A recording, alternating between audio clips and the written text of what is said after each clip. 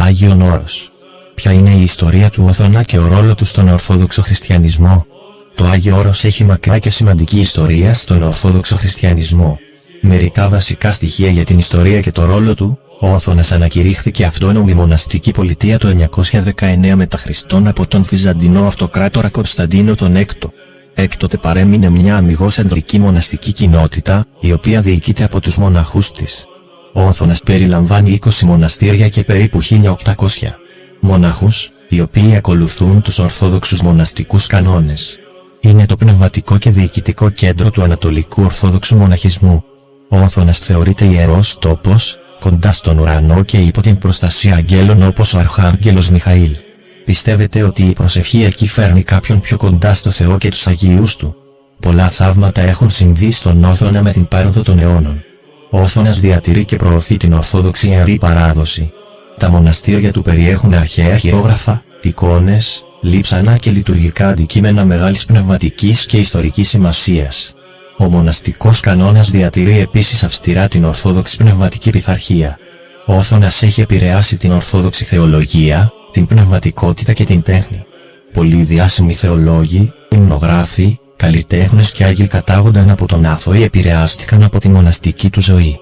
Ο Όθωνας ενέπνευσε επίσης τον Ορθόδοξο μοναχισμό σε άλλες χώρες.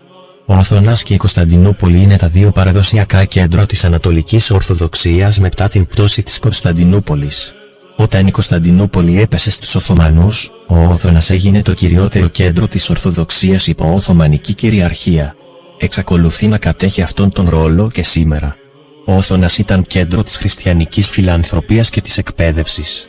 Τα μοναστήρια ίδρυσαν σχολεία, νοσοκομεία και ορφανοτροφία σε όλη τη Βυζαντινή Αυτοκρατορία και αργότερα στα Βαλκάνια. Έστειλαν ιεραποστόλους για να ευαγγελίσουν τους Σλάβους και να διαδώσουν την Ορθοδοξία. Ο Όθωνας έχει συμβολική σημασία ως τόπος πνευματικού αγώνα, θάρρους και κατάκτησης της αρετής. Η δυσκολία της ζωής εκεί εμπνέει την ιδέα της πνευματικής μάχης και των πολεμιστών μοναχών, όπως απεικονίζεται σε ιστορίες και σύμβολα. Υπάρχει μια συνεχή σχέση μεταξύ του Όθωνα, του Οικουμενικού Πατριαρχείου και των Ορθόδοξων Εθνών. Ο Όθωνας παραμένει διοικητικά και πνευματικά αυτόνομος, αλλά συνδέεται στενά με την ευρύτερη Ορθόδοξη κοινωνία.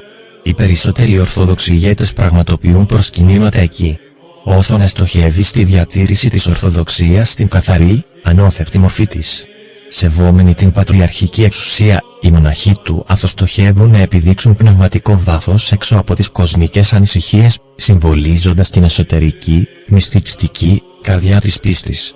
Συνοπτικά, ο Όθωνας κατέχει βαθιά ιστορική, πολιτιστική, συμβολική και πνευματική σημασία στην Ορθοδοξία. Έχει συμβάλει στον καθορισμό του Ορθόδοξου μοναχισμού, στη διατήρηση της Ιερής Παράδοσης, στην έμπνευση της πίστης και στην καλλιέργεια αρετών όπως το θάρρος, η θυσία και η καθαρότητα της καρδιάς. Ο Όθωνας παραμένει ένας μυστικιστικός σύνδεσμος μεταξύ του γήινου και του ουράνιου βασιλείου στην Ορθόδοξη χριστιανική πίστη. Την ευλογία του Άγιου Όρους να έχουμε.